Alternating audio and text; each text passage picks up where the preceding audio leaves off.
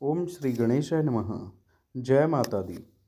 चैत्र और शारदीय नवरात्रि जो ज़्यादा प्रसिद्ध हैं, उनके अलावा साल में 2 बार गुप्त नवरात्रि भी मनाई जाती है, जो माघ और आषाढ़ के महीने में आते हैं।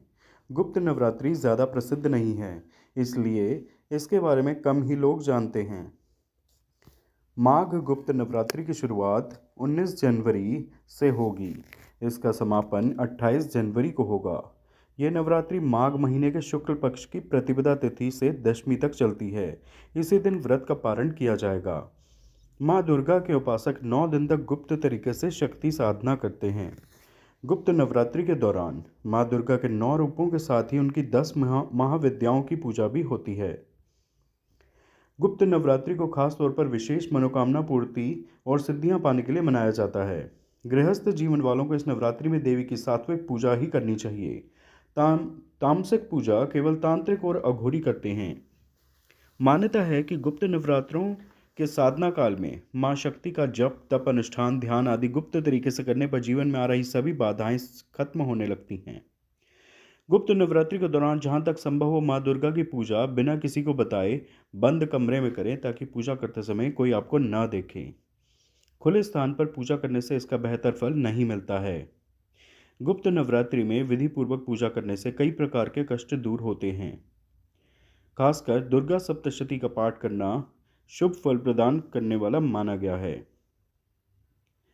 पंचांग के मुताबिक माघ माह के शुक्ल पक्ष की प्रतिपदा तिथि 19 जनवरी को प्रातः 1:21 पर आरंभ हो रही है और 20 जनवरी को ही प्रातः 2:14 पर इसकी समाप्ति है। घट स्थापना मुहूर्त है सुबह 7:14 से सुबह 10:46 तक और घट स्थापना का अभिजीत मुहूर्त है दोपहर 12:11 से दोपहर 12:53 तक। गुप्त नवरात्रि का विशेष महत्व बताया गया है। इसे तंत्र मंत्र को सिद्ध करने वाली नवरात्रि माना गया है। मान्यता है कि इस नवरात्रि में की जाने वाली विशेष पूजा कई प्रकार के कष्टों को दूर करती है। ऐसा भी कहा जाता है कि गुप्त नवरात्रि में तांत्रिक महाविद्याओं को भी सिद्ध करने के लिए माँ दुर्गा की उपासना की जाती है। गुप्त नवरात्रि पर पूजा और व्रत रखने वाली अपनी पूजा को गुप्त रखते हैं। इसके पीछे धारणा है कि पूजा गुप्त रखने से उसके लाभ और प्रभाव में वृद्धि होती है। इस नवरात्रि में 10 महाविद्याओं की पूजा का विशेष महत्व माना गया है।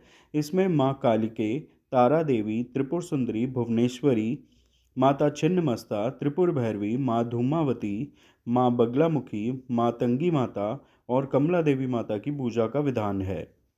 माघ महीने में आने से इसको माघी नवरात्रि भी कहा जाता है। आप सभी को माघ गुप्त नवरात्रि की हार्दिक शुभकामनाएं। कृपया इस वीडियो को लाइक व शेयर करें व चैनल सब्सक्राइब करें। धन्यवाद। जय माता दी।